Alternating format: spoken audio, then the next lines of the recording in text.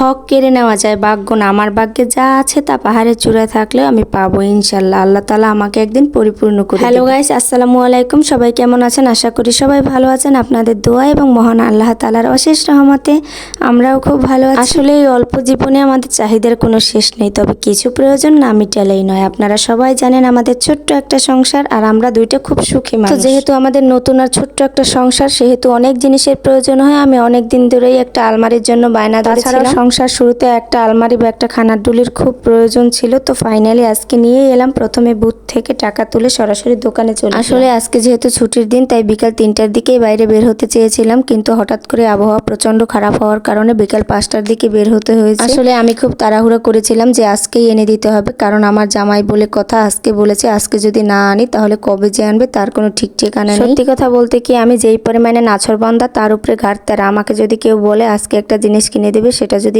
আজকে না হয় তাহলে আমি বাসার মধ্যে ছটফট আর পাগলামি শুরু করে দিই। আমার আজকে তো আজকেই লাগবে। জামাই তো আমারে অনেক বোঝালো যে আজকে অনেক বৃষ্টি হচ্ছে, আবহাওয়া প্রচন্ড খারাপ, বাইরে বের হতে হবে না, তোমাকে কালকে এনে দেবো। কে শোনে কার কথা? হাতে নিয়ে আমি একা একাই বের হয়ে গেলাম। বেচারা বাধ্য হয়ে আমার পিছু পিছু চলে এলো। আর কি আসলে বিয়ের আগে মাকে বলতাম সংসারে এত জিনিসপত্র কিনে কি করবে, এগুলো না কিনে টাকাগুলো আমাকে দিয়ে। তখন বুঝতাম না সংসার আসলে কি। এখন বিয়ের পরে বুঝতে পেরেছি সংসারের জীবনটা আসলে অন্যরকম। প্রত্যেকটা মেয়ে চায় নিজের সংসারটা নিজের মতো নিজের হাতে গোছাতে। এবং আসলে আমরা মেয়েরা সংসারে যত জিনিসপত্রই কিনি না কেন, তারপরও যেন চাহিদার কোনো শেষ নেই। যেটা দেখি সেটাই ভালো লাগে, মনে হয় যেন সংসারে এটা। আসলে আমার জামাই জানে যে ও আজকে আমাকে কিনে না দিলে আমি ওকে টেনে হিজড়ে হলেও টেনে টেনে আজকে দোকানে নিয়ে যেতাম। সেই জন্য বেচারা আমার পিছু পিছু তাড়াতাড়ি করে চলে এলো। অবশেষে বুথে টাকা তোলা শেষ করলাম। আসলে আমার জামাই বলে কথা, কথা না শুনলে কিভাবে কথা শোনাতে হয় সেটা আমরা বরিশালের মেয়েরা খুব ভালো করে জানি। আসলে জামাইরে ভালোবাসা দিয়ে এমন তাবিজ করবেন যাতে জামাই কথা শুনতে। অবশেষে দোকানে এসে আমরা এই কালারটা পছন্দ করলাম, যেহেতু দুইটা কালার ছিল, রেড কালার আর পিঙ্ক কালার। পিঙ্ক কালারটাই আমার বেশি পছন্দ হয়েছিল, তাই পিঙ্ক কালারটাই নিয়ে। আপনারা কমেন্ট করে বলবেন এটা কেমন হয়েছে। পুরোটাই ছিল অ্যালুমিনিয়ামের, যেমন দেখতে সুন্দর বেবি বেবি পিঙ্ক কালারের, আর তেমনি মতো। এই ভাইয়েটার সাহায্য নিয়ে এটা আমরা বাসায় নিয়ে যাব, কারণ ওনার গাড়ি আছে, ওনার গাড়িতে করে উনি আমাদের এটা বাসায় পৌঁছে দেবে। ভাইয়াটা আসলে বুঝতে পেরেছিল আমি ভিডিও করতেছি, তাই উনি হাসি দিয়ে লাইক করে পাশে থাকলো। অবশেষে ফাইনালি বাসায় চলে আসলাম। প্রথমত মোছামুছির কাজটা শেষ করে নিলাম, যেহেতু বাইরে বৃষ্টি ছিল। আপনারা আমার দিকে লক্ষ্য করলে বুঝতে পারবেন আমি যে কি পরিমাণে খুশি। আসলে নতুন নতুন সংসার শুরু করলে ছোট্ট ছোট্ট জিনিসও, কম দামে জিনিসও অনেক খুশি লাগে। আসলে মেয়েরা এমনই, সংসার গোছাতে পারার থেকে আর আনন্দ হতেই পারে না। দোয়া করবেন আমাদের জন্য, যেন আমাদের ছোট্ট সংসারটা মনের মতো করে একটু সাজাতে গোছাতে পারে। তো সবাই ভালো থাকবেন, সুস্থ থাকবেন, দোয়া করবেন আমাদের জন্য, পাশে থাকবেন।